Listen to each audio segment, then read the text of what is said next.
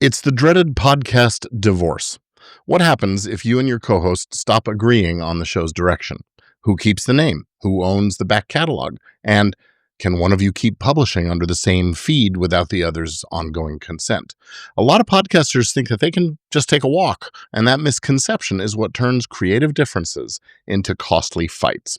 So today I'm going to show you how to end a podcast partnership the right way so you protect the show, the audience, and yourselves.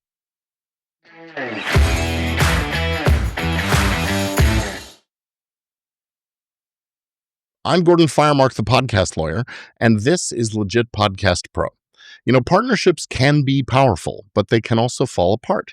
In this episode, you'll learn why breaks happen, what the law says about ownership, the exact steps to a clean exit, and how to prevent a messy split before it starts. But before we dive in, just a quick note. I go a lot deeper into this inside my Easy Legal for Podcasters program, so you can check out a link to that in the description. And if you need ready-to-use co-host agreements, exit templates, those kinds of things, I will point you to those as well in the description and at the end of the show. So it's a sad fact, but podcast partnerships do break down. People have different visions. One host wants to do more interviews, the other wants to do more narrative, or someone wants to go true crime and the other wants to do comedy. Or there's an uneven workload. Someone's doing all the booking, editing, and socials, and the other's just sort of showing up to record. Or maybe it's the money, new ad dollars, affiliate sales, live events, who gets what. And time and life can get in the way. Someone gets a new job, a move, a baby, a burnout, who knows what, and it changes the dynamic. So here's a hypothetical scenario. You've got a two-host show with about 100 episodes in the can. One episode wants to pivot to true crime. The other wants to stay in the business space to sell their coaching. And they both claim that the brand is theirs. Well, we're going to resolve that in a minute. So I'm going to walk you through a simple decision tree that tells you sort of who keeps what and how to end it without blowing up the brand. So start off by determining who already owns what. This is the ownership audit or the asset audit. Think about this in buckets and make a list while you're listening and watching to this. Okay, 1. Is there a trademark registration that protects the name and the branding of the show? Who owns it? Is it owned by an LLC or an individual? If there's no registration, then who was the one who started using it first? If it was both of you, that's hard, but if one person started, then it makes the case a little easier. Who has controlled the brand assets from the beginning?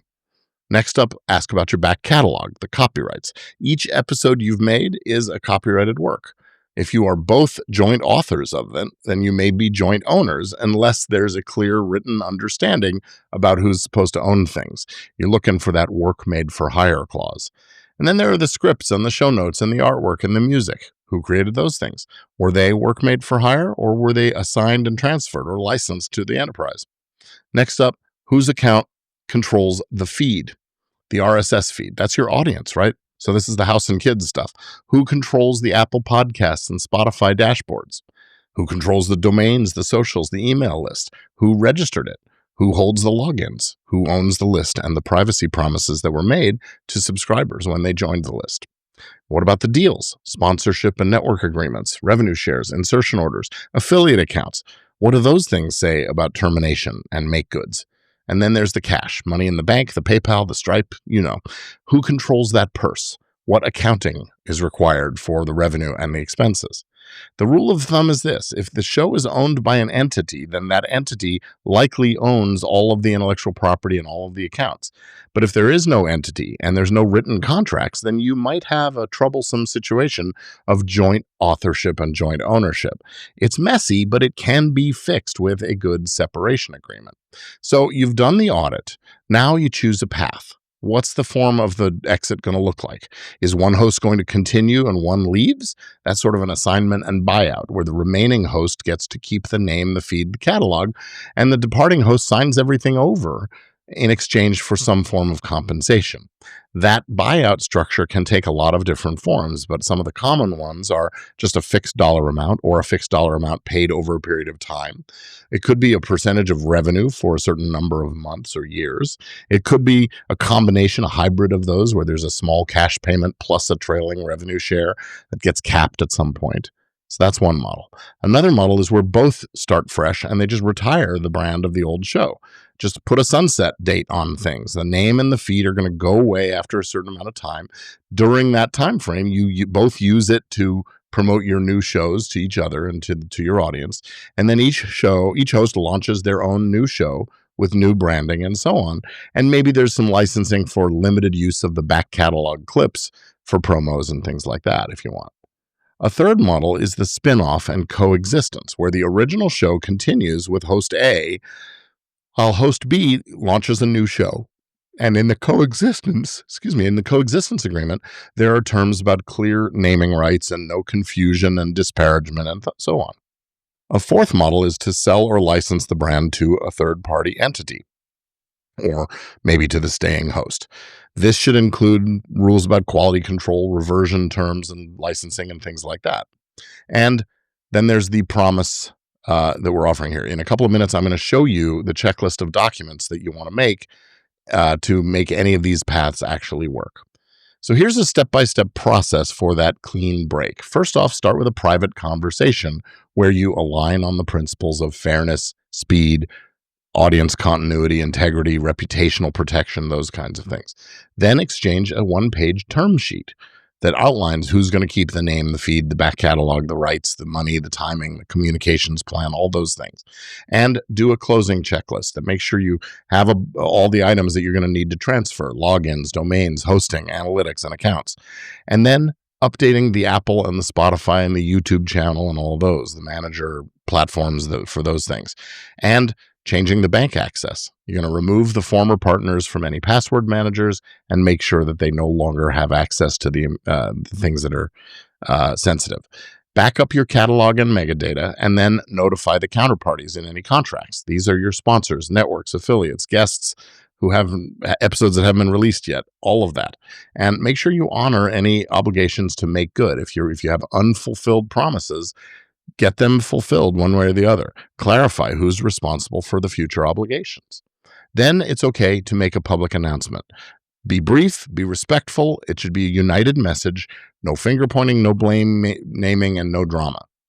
Then reassure your listeners about what's next and what to expect and where to follow each of the hosts going forward. Now it's time for the tech transition. Redirecting the feed, setting the 301 or platform redirect the right way is very important. Update your show art, descriptions, websites, and social bios. This is going to take some time. Next up, the money. Settling up without a fight. Agree on a revenue and expense cutoff date. Maybe it's the end of the last full month or the end of the calendar year or something like that. Then pull a cash basis profit and loss statement and make sure you're looking at all the ad revenue, membership, merch, affiliates, minus any real out-of-pocket expenses. Again, identify any obligations for any unfulfilled promises to advertisers, missed mid-rolls, event appearances, those kinds of things. And then choose a schedule for the payouts. Maybe it's 25% now and the remainder over 3 or 4 monthly installments. And decide what's going to happen and who receives any evergreen ad revenue for trailing income, late affiliate payments, things like that. And it's okay, put a cap or a sunset clause on that so that you're not endlessly on ongoing accounting obligation. And then there should be a simple audit clause that allows for a reasonable review of the other side's books if there's something that looks hinky. Next up, communications plan that will help to preserve the brand and the goodwill. Make sure you say to the audience that you're grateful for their listenership and that the show is going to continue or not, and where to find the new hosts. Point to the new feeds and the newsletters, and confirm any sponsor ad deliveries, make goods, contracts, W-9s, 1099s to make sure that the right people are doing the payments and getting paid going forward. Likewise with your production team, editors, writers, virtual assistants. They should know who they're now to report to and under what contract terms. If you have to, rewrite those contracts, rehire them.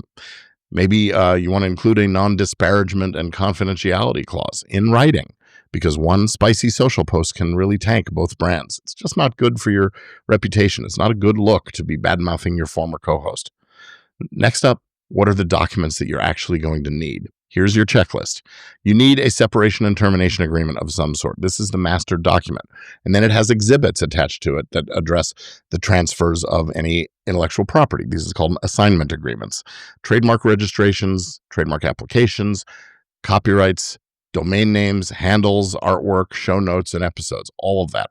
Any licenses that are needed, like that, let's say there's music or artwork that you've been using, limited rights to use archive clips or the brand during the wind down period. And then you need the mutual release language. This is the legal clause that essentially sets everybody off on a clean slate. Very important. And again, that non-disparagement and confidentiality will keep everything civil and buttoned up. And then be sure to list all of the accounts and make sure that the new owner has all of the access and control that they need in writing.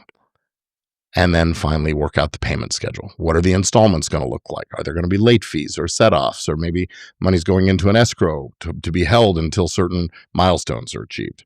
And of course, if you have guests and music paperwork and things like that, make sure that the usage rights allow for the new setups, whatever they may be. Sponsorship amendments. You're going to want to update those contracts. Make sure you have clear descriptions of who's supposed to get paid and when and what the delivery obligations. And listen, this is a pro tip for you. If you have a network or ad rep that uses the we pay when we get paid model, make sure you require some reasonable efforts to actually collect, and make sure there's a payment timeline that's tied to delivery so that you get paid not later than a particular length of time after the ads are performed on, in a published episode, those kinds of things. Avoiding disasters. What can you do to watch out for this? What are the real world risk points? Well, one risk is lockouts. Be careful that nobody is going to change passwords until the deal is signed, right? Nobody should be using the DMCA to weaponize takedowns or resolve catalog ownership. That should be handled in writing first. Likewise, sabotage by omission. If you forget to, in quotes, redirect your feeds, or forget to give the logins over, or whatever. Make sure there's an access schedule that gives the right people the right access to things to make sure it's working the way it's supposed to. Likewise, orphan contracts. Get rid of that old hosting plan, the Zapier account, the Calendly, the premium plugins that are still charging the cards that were shared by the group, right? Get rid of all that and start with a fresh, clean slate if possible. Now, when talks stall, you need to have sort of an idea about how to escalate. First off, it's always a good idea to just let everybody cool off. Just take a week or two. It's not going to be the end of the world. And if necessary, find a facilitator, someone who can, by agreement of the parties, can step in and just get you talking again in a calm, respectful way. Next up, if that doesn't work or you can't make a decision about that, then mediation. Mediation tends to be faster than litigation. It's private, it's relatively cost effective, and it's a great way to resolve disputes. But if you don't get through mediation with a resolution, your last resort is going to be arbitration or litigation. So expect months and months of time and real expense associated with that. And of course, one thing you can do if someone is harming the brand, passing off the association, hijacking the feed, deleting accounts, those kinds of things, is you can go into court and get a restraining order to prevent that kind of thing while the other resolution is still pending.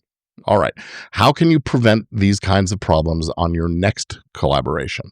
This is where the podcast prenup really shines. Bake it into your co-host agreement from day one.